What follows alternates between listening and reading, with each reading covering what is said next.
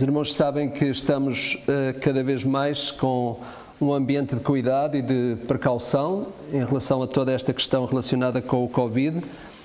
Os irmãos interessem-se uns pelos outros. Eu acho que é importante nós, mais do que nunca, mostrarmos aquilo que é a faceta que distingue os cristãos, aqueles que na verdade têm o amor de Jesus. E é importante que nós percebamos que há pessoas que estão preocupadas à nossa volta, pessoas que estão certamente mais debilitadas do que outras com toda esta situação. Vamos interessar-nos uns pelos outros, vamos telefonar mais uns aos outros, talvez não podemos estar tão próximos, mas se calhar podemos encurtar as distâncias através dos meios que nos são possíveis. Então, eu sei que todos nós sentimos muito peso com toda esta situação, achamos que fomos roubados de alguma maneira alguma coisa, mas acho que vale a pena nós nos sentirmos responsáveis por cuidarmos uns dos outros e de alguma forma encontrar soluções, encontrar formas de nós nos aproximarmos, está bem? É um desafio que vos faço. E isto é algo que é fácil fazer, algo que é possível para todos nós. Por isso vamos também orar por aqueles que estão mais debilitados, pessoas que não podem vir porque sentem que realmente a sua saúde não ajudará muito, mas pela graça de Deus, Deus tem-nos protegido, a todos nós, e aqui estamos para podermos testemunhar disso também. Eu não sei se recordam quem esteve cá no domingo passado. Recordam-se já? Ou já se esqueceram? Como é que ele se chamava? Marcos, não é? O Marcos Benício. Lembram-se o que é que ele falou? Mateus 24, exatamente, curiosamente. Sabem, pareceu que nós combinámos. Normalmente quando se convida um pregador de fora, nós deixamos o tema livre, sempre esperando que o Espírito Santo dirija a pessoa. Mas curiosamente, sem combinarmos nada, ele veio a Mateus 24. Ok? E acho que ele não repetiu nada daquilo que eu tenho dito, penso eu, pelo menos eu estive a ouvir e não me apercebi. Não é? Mas ele deixou um desafio. Alguém se lembra qual foi o desafio? Qual foi o... Apesar das dificuldades, temos que continuar focados. Exatamente. Com os outros cristãos também. Exatamente. Há uma nota muito interessante que ele falou, que é aquilo que Mateus 24 nos pede também, que é de facto nós continuarmos a sermos discípulos de Cristo na geração que vivemos. Isto é, no tempo que nós vivemos. E curiosamente vamos continuar, mas não hoje. Hoje não vamos a Mateus 24, está bem? Vou-vos deixar um bocado de livros de Mateus 24. Não costumo ser uma pessoa mais nova que eu que está aqui nos jovens, não é? É ou não é? Vocês confirmam isso, não é? Mas pegamos o assunto, estou cá eu hoje apenas para fazer o seguinte, para ligar a este tema que nós temos aqui. No fundo, estamos a falar da Reforma Protestante, ou estamos agora neste ambiente, já hoje ouvimos uma boa descrição daquilo que na verdade foi um dos elementos mais fortes da Reforma Protestante, que foi esta ideia de voltar à palavra, esta ideia de voltarmos àquilo que no fundo é a essência dos conteúdos da palavra de Deus. Mas uma vez que estamos a falar da vinda de Cristo, achei interessante nós sabermos o que é que, não os reformadores, porque aí precisávamos muito mais tempo, para saber o que é que os reformadores pensavam sobre a segunda vinda de Cristo. Mas vamos a Lutero, e é isso que eu quero realmente ver convosco hoje. Eu não vou ler o texto no início. Curiosamente vou fazer, às vezes os jovens gostam de inovar e eu hoje sinto-me jovem, então vou inovar também. Vou ler o texto bíblico no fim, está bem? Então não vai haver um texto bíblico propriamente que vamos ler agora como é habitual. Deixem-me apenas mencionar aqui alguns aspectos que ainda têm a ver com esta ideia da Reforma Protestante. Todos sabem que Lutero afixou as suas 95 teses lá no castelo de Wittenberg. Ele não afixou essas 95 teses simplesmente para criar desordem. Ele já tinha enviado essas 95 teses para aquele que era o seu vigário-geral, chamava-se João Spaltitz, era assim o nome daquele que no fundo era o responsável por Lutero, e ele já tinha enviado essas 95 teses para ele e para outras pessoas influentes no desejo de discutir isso, mas como eles não responderam e não deram importância, então Lutero fixou-as no lugar público e foi assim que na verdade ele começou todo este movimento chamado movimento da Reforma Protestante. Lutero foi um monge que entrou para a carreira monástica quando ele era ainda novo. E sabem porque é que ele entrou? Porque um dia ele ia a caminho e quase um raio o apanhou, não é? Quase que um raio fulminou, e então ele naquela aflição decidiu que iria dedicar a sua vida, neste caso, a uma Santa Bárbara qualquer, não é? E ele lá fez essa decisão. Algumas pessoas menos amigas de Lutero estão a dizem que ele, na verdade, foi fugir da justiça, porque, segundo se pensa, num dos duelos que ele teve lá com um aluno também do sítio onde ele estudava, chamava-se Jerónimo Bluntz, parece que ele o matou nesses duelos que havia naquela altura. E os menos amigos de Lutero acham e dizem que ele, na verdade, quis fugir à justiça e por isso é que entrou para o mosteiro, não é? São os menos amigos dele, está bem? É só uma nota para um dia não serem surpreendidos caso ouçam essa informação. Sabem que, na verdade, ele entrou para uma ordem chamada a Ordem dos Ermitas de Santo Agostinho de Erfurt, e era uma ordem muito famosa por causa de serem muito estreitos, não é? Eram pessoas que, na verdade, eram considerados por causa da severidade com que eles cumpriam as suas regras. E o que é interessante é que desde que ele entrou nesta ordem, Lutero fala que ele nunca foi uma pessoa de paz. Ele, de facto, travou uma dolorosa batalha no sentido de conseguir compreender a certeza da sua própria salvação. Ele perguntava a si mesmo: como é que eu vou obter um Deus favorável, um Deus que me é favorável? E apesar desta fidelidade que ele tinha às regras e às leis e aos exercícios, ao zelo destas práticas monásticas, aos jejuns, às vigílias, às orações, aos exercícios que mortificavam o corpo, etc., etc., Lutero nunca encontrou a paz que realmente ele muito desejava. E uma vez que ele não conseguia experimentar essa benevolência divina, esse conflito interior com ele próprio, ele até chegou a achar que ele próprio estava condenado eternamente. Lutero, de facto, precisava de uma solução que correspondesse à concepção trágica do pecado e da alta noção que ele tinha de Deus, uma resposta que ele finalmente descobriu quando um dia ele lia ou comentava aquilo que era o livro de Romanos e bateu com os olhos em Romanos 1,17, conforme veem lá, mas o justo viverá da fé. Ele encontrou de facto esta resposta e ele escreveu um comentário sobre isso. O comentário dizia assim: o Evangelho revela-nos a justiça de Deus, mas a justiça passiva, pela qual Deus, na sua misericórdia, nos justifica por meio da fé.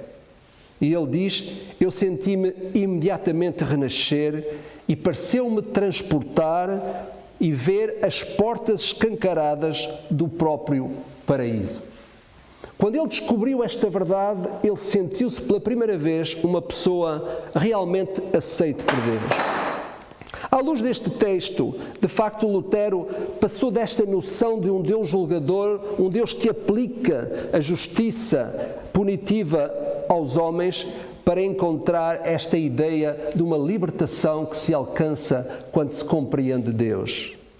A esta conversão alguns chamaram, inclusivamente, a experiência da torre, porque esta experiência aconteceu na torre do castelo do convento dos Agostinhos de Wittenberg.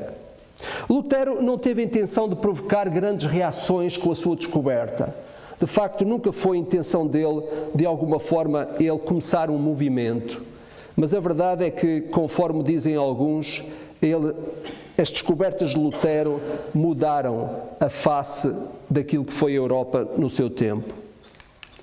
Ele próprio considerava-se um proclamador dos dias finais, segundo o modelo de Noé. Martinho Lutero enxergava um mundo cheio de exemplos de ira, cheio do juízo de Deus.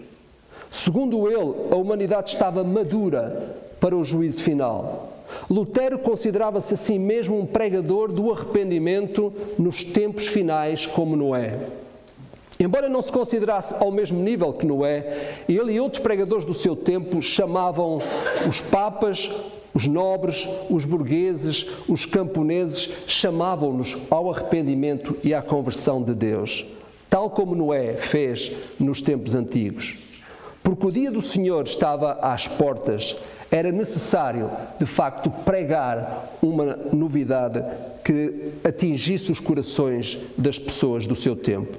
Aos olhos de Lutero, o Apocalipse era iminente. Lutero encontrou razão para comparar com Noé a situação da geração de Noé nos sermões escatológicos que o Senhor Jesus curiosamente falou, vejam bem aonde, Mateus 24.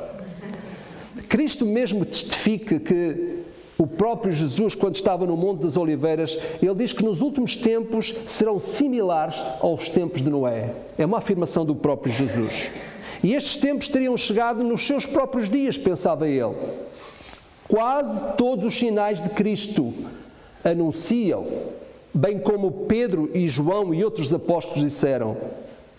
É verdade que o texto exato da volta de Cristo não há como saber, mas certamente tudo está perto do fim, dizia Lutero. Quando Lutero fez as suas descobertas, ele não pretendia de alguma forma criar grandes situações de conflito, mas a verdade é que para ele era necessário que a Igreja se reformasse porque estava iminente o juízo final. Martinho Lutero queria que a maioria das profecias sobre os tempos finais que Jesus Cristo e os apóstolos haviam anunciado se cumpririam nos dias dele. E por isso o tempo estava próximo. Ele próprio criou a opinião de que a maioria das profecias se cumpririam nos dias dele e por isso o tempo estava próximo. No início da Reforma, Lutero escreveu a um amigo: eu tenho a convicção de que o último dia está às portas. 20 anos mais tarde, ele dizia, é a última hora. Ele queria que Jesus Cristo voltaria logo para julgar a antiga criação e para trazer um novo mundo celestial.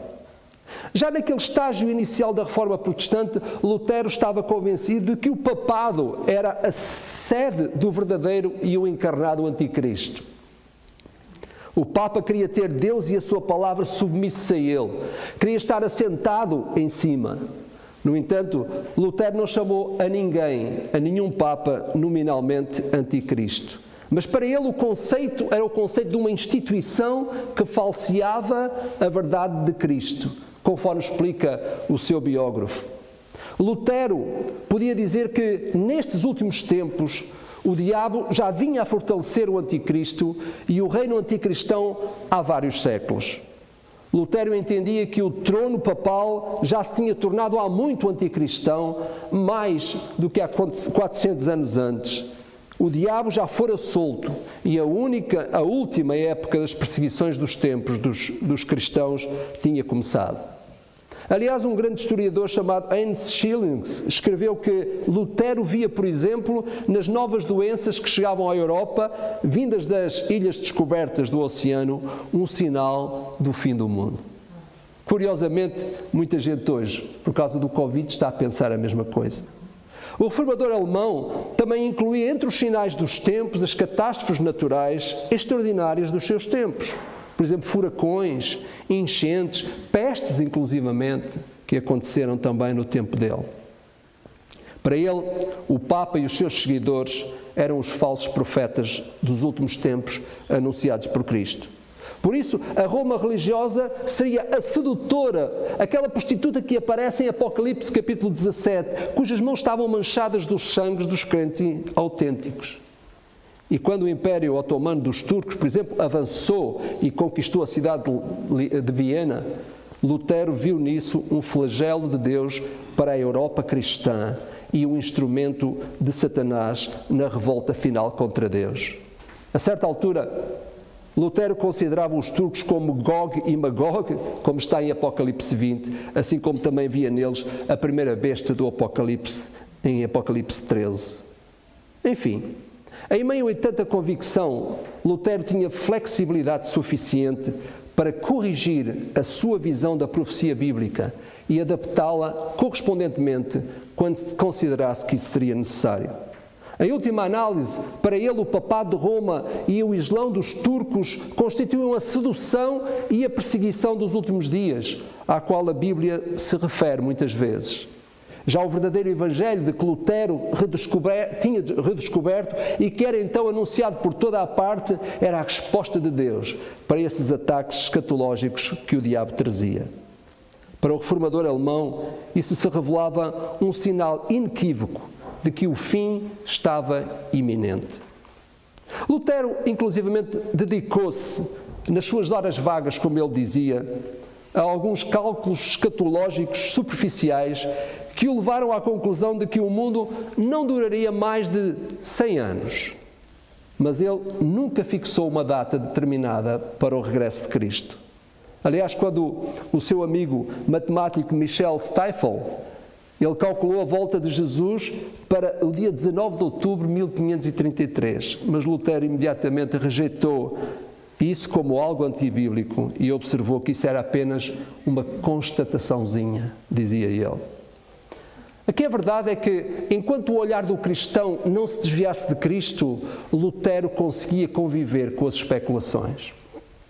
Chamar a atenção que hoje, meus irmãos, nós encontramos um mundo cheio de muita coisa. Aliás, até percebemos que os repórteres de televisão, ou seja, da rádio, etc., até já eles gostam de falar sobre coisas que não sabem. É interessante que há muitos hoje que querem tentar encontrar algum tipo de explicação para o que está a acontecer e, sabem, o que é verdade é uma coisa, é que quando nós nos centramos na pessoa do Senhor Jesus, nós temos capacidade para ligar com todas e quaisquer especulações que apareçam. Nisso Lutero era bom. De facto, ele soube debater no seu tempo, juntamente com outros, a questão, ao ponto de, quando ele foi julgado e foi expulso da própria igreja, ele disse: a minha alma está cativa da palavra de Deus. Uma verdade que nós precisamos de aceitar nos nossos tempos, como já fomos desafiados esta manhã para isso. O importante para ele é que o que permanecia e que era somente de Cristo e a Sagrada Escritura, era isso que se devia manter no centro. Aliás, um desafio que todos nós hoje precisamos. Lutero achava inclusivamente que era importante que o exemplo daquilo que é a firmeza na palavra, é fundamental que ela permaneça entre nós. Os eventos que ocorriam na igreja e no mundo, de facto, para Lutero, eram um indicador de que os últimos tempos estavam próximos. Há algumas verdades na vida de Lutero que nós precisamos de resgatar para os nossos dias. E, dentre várias coisas que, na verdade, Lutero nos ensina também, é que existe uma consequência muito importante como resultado daquilo que é o cumprimento da palavra de Deus nas nossas próprias vidas. Uma das consequências da nossa urgência escatológica, deixem-me usar o termo, é que quando nós estamos absorvidos com a iminência da volta de Cristo, nós nos tornamos pessoas mais proclamadores da palavra e do próprio Evangelho. Se formos possuídos por uma urgência da volta de Cristo, nós vamos falar mais e com igual urgência aos nossos familiares, aos nossos amigos, para que se tornem conscientes da volta de Jesus e se arrependam. A aceitação do regresso de Cristo fará de nós pessoas urgentes no anúncio do Evangelho e no modo como vivemos a nossa própria vida. Sim, Lutero de facto enxergava muitos sinais como os sinais do fim dos tempos, mas a sua convicção terá sido que o sinal definitivo da aproximação do dia final era que a palavra de Deus seria ignorada. O reformador insistia e repetia que não poderá sobreviver nenhuma ira maior de Deus do que nós subtrairmos a sua própria palavra. Dizia ele: se eu quisesse amaldiçoar alguém e lhe desejar muitos males, eu lhe desejaria o desprezo pela palavra divina, porque então ele teria tudo junto, a desgraça interna e externa, para o qual o mundo está com certeza a caminhar. Para Lutero, a grande característica do antigo Cristo papal não era a sua decadência ou a sua evidente imoralidade, mas o facto de que ele se posicionava acima da palavra de Deus e não aceitava nem anunciava a Bíblia como autoridade. A decadência moral, as mazelas sociais e os costumes depravados são o resultado inevitável do desprezo pela palavra de Deus. E essa era a convicção de Lutero e é, curiosamente, também a minha convicção. Quanto maior desprezo pela palavra de Deus, maior é a decadência moral neste mundo. Bom, Ele chegou a dizer: se eu tivesse que morrer neste momento, eu iria recomendar aos meus amigos nada além mais, após a minha morte, de que se ocuparem com o máximo zelo da palavra de Deus. De facto, Lutero, para ele, o pior e inequívoco sinal do juízo de Deus era a Igreja de Deus ignorar deliberadamente a sua própria palavra. Parece-nos que os tempos não mudaram muito quanto ao ambiente espiritual que era vivido no século XVI, comparativamente àquele que é vivido no século XXI. O coração das pessoas continua o mesmo, o estado das suas almas não sofre alteração diante de Deus. De facto, Jesus continua a ser o único caminho para Deus e a fé do pecador na obra redentora de Cristo, o único meio de salvação. Hoje, nós vamos fazer um comentário que, na verdade, vai além daquilo que é o habitual. Nós vamos pegar em Lucas 12, verso 35 até ao verso 48 e vamos lê-lo nesta parte final. Lucas, capítulo 12,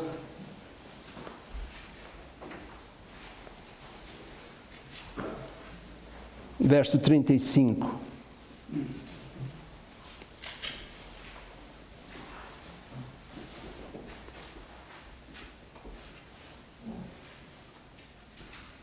São palavras do Senhor Jesus.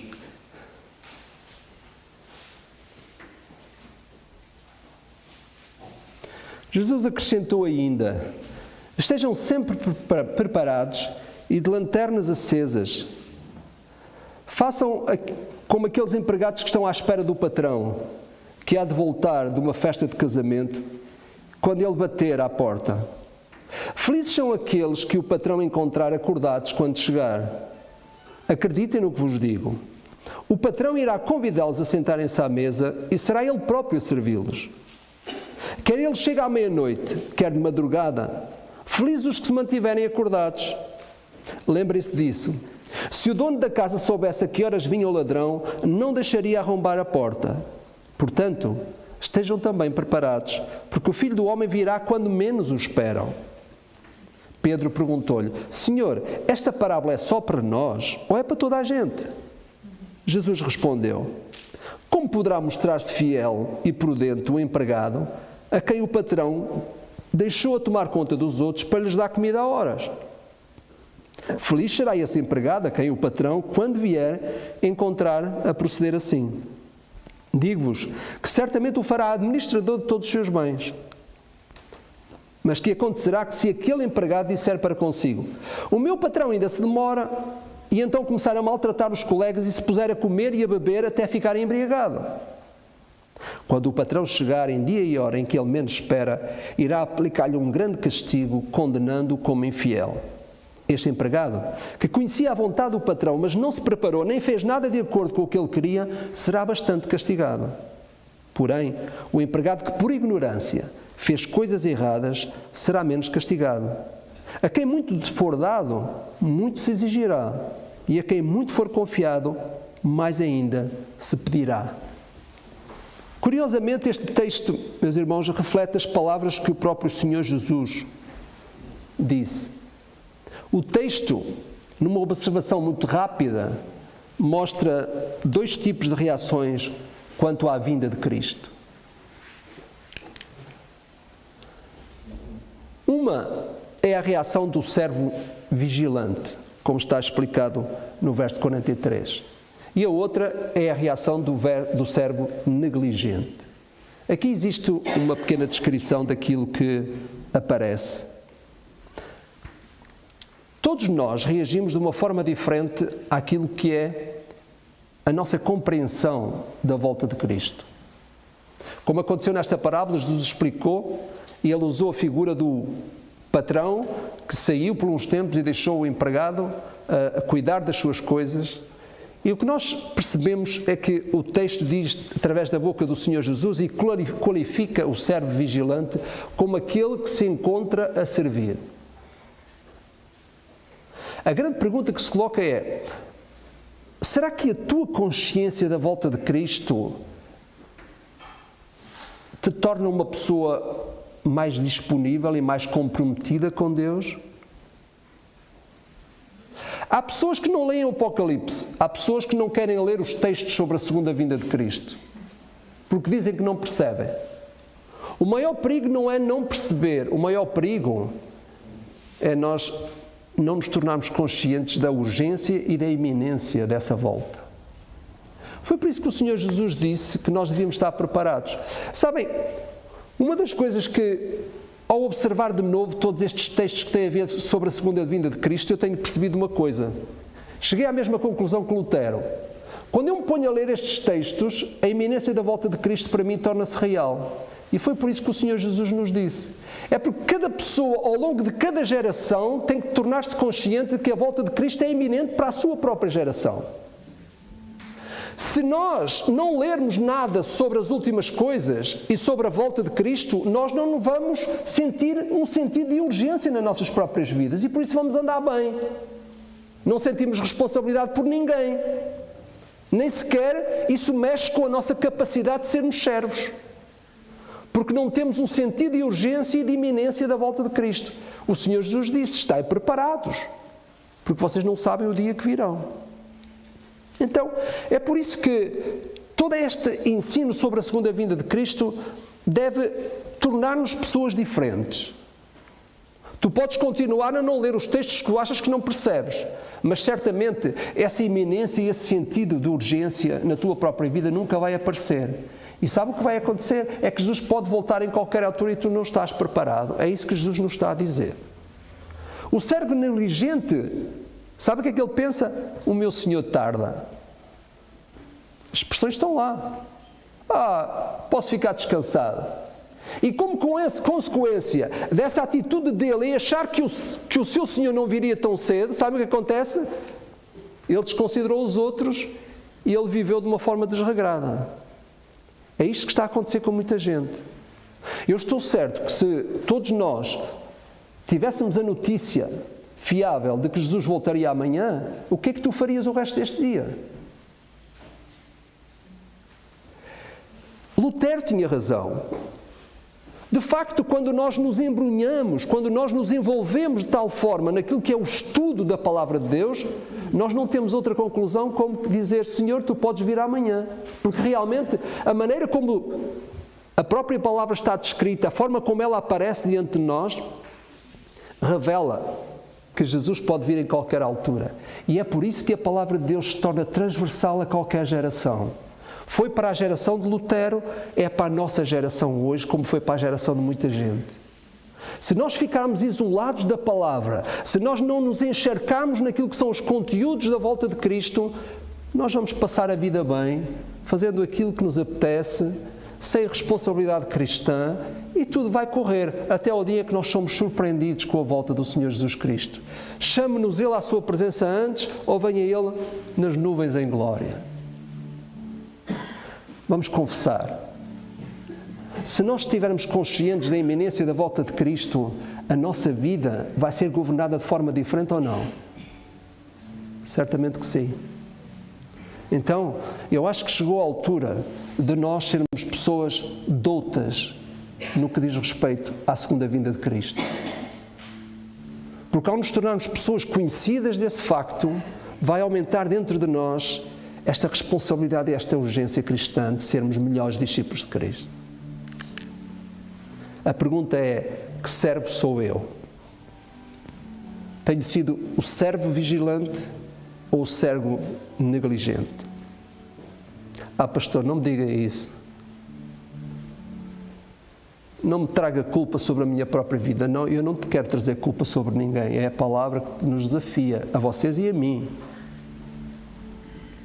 Não é uma questão de nos sentirmos culpados, é uma questão de nós sentirmos a necessidade da mudança que Jesus espera que aconteça nas nossas próprias vidas. Se Cristo voltar daqui a muito tempo e eu ainda tiver uns anos de vida pela frente, se o Covid não me apanhar ou qualquer outra doença, eu vou ficar tranquilo. Mas se eu me tornar consciente que a volta de Cristo seja chamando-me à sua glória, Ainda esta semana Deus chamou à glória uma pessoa que marcou a nossa vida lá em Moscavide. 50 anos. Já sofria da doença há cerca de 4 anos. Deus pode chamar qualquer um de nós a qualquer altura. E Jesus, quando nos disse que nós devíamos estar preparados, não é só naquele momento em glória em que nós vamos subir as nuvens. Pode ser hoje, pode ser amanhã, quando nós formos chamados à presença do Senhor. Talvez alguns de vós que estão mais inteirados estão a dizer assim: o pastor Telo está a pregar como no século XIX. É natural que sim. Sabem qual foi a razão do grande movimento missionário do século XIX? É porque havia seriedade naquilo que estamos a dizer. A palavra de Deus era pregada com sentido de justiça e debaixo daquilo que era a mão de Deus. Ele ama-nos, mas Ele não só nos ama. Ele quer contribuir para que nós sejamos melhores pessoas, melhores discípulos. E esta ideia de viver a vida cristã, uma mão a lavar a outra, não é bem aquilo que o Evangelho ensina. Esta ideia de andar a lavar a alma todos os domingos, não é isso que o Evangelho ensina. Se não, estamos a trabalhar pelas boas obras. O Senhor lava-me a alma conforme eu vou aceitando isto ou aquilo. Não. Ele quer uma mudança inteira. Ele quer pessoas que estão à espera dele. Pessoas que estão preparadas para recebê-lo. Ele espera que a sua igreja seja a noiva ataviada, que está em trajes completos, sem ser surpreendida. É isso que Ele quer de nós. Deixem-me terminar com este versículo de Romanos 13, verso 11. Diz Paulo, no final desta carta que ele escreve aos Romanos, no capítulo 13, ele diz estas palavras: e isto fazei, sabendo que o tempo em que estais, porque já é a hora de acordares do sono, pois agora a salvação está mais perto de nós do que quando começámos a ter fé. Olhem bem para estes versículos. Agora ninguém pode sair, para que posso alargar o sermão mais 2 minutos, não posso? Ótimo. Isto fazei, sabendo o tempo em que estais. Curiosamente, o pastor Marcos, a semana passada, desafiou-nos a nós sermos pessoas capazes de viver a realidade na geração em que estamos. É isso que Paulo estava a dizer também. Nós temos de ser capazes de ler os tempos e as estações, a iminência daquilo que, na verdade, Cristo pode fazer na nossa própria vida e deve fazer. E é a hora de acordarmos do sono. A pergunta é: quantos de nós têm estado a dormir? Quantos de nós provavelmente não temos sido conscientes de que quando nós pensamos na volta de Cristo, nós temos que ser pessoas tornadas urgentes, pessoas capazes de alterar algumas coisas na nossa vida.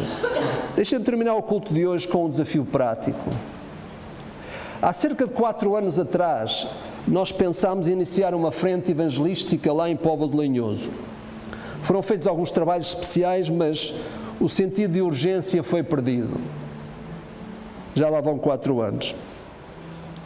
Recentemente, quisemos voltar as nossas atenções de novo para Póvoa de Lanhoso e percebemos que, entretanto, houve uma igreja que já abriu lá uma sala de cultos.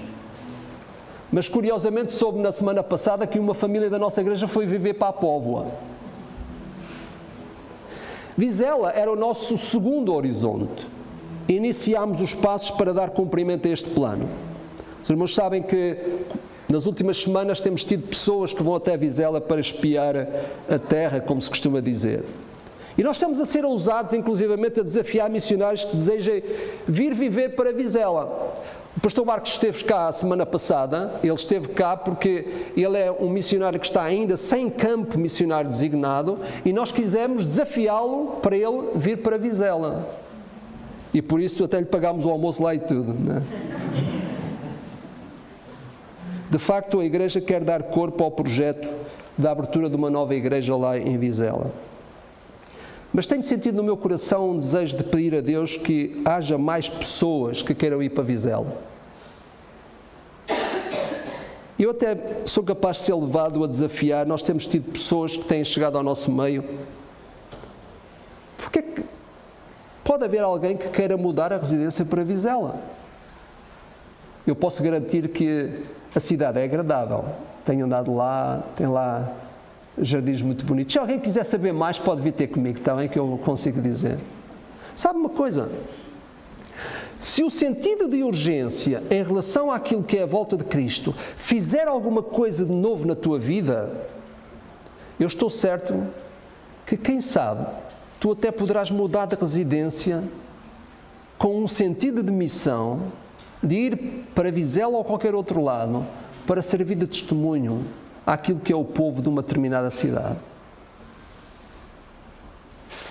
Nós que estamos aqui em Braga e Guimarães, tivermos o mesmo sentido de urgência quanto à volta de Cristo que Lutero teve, o movimento dinamizador da fé vai querer alcançar mais perdidos para Cristo, até que Ele volte.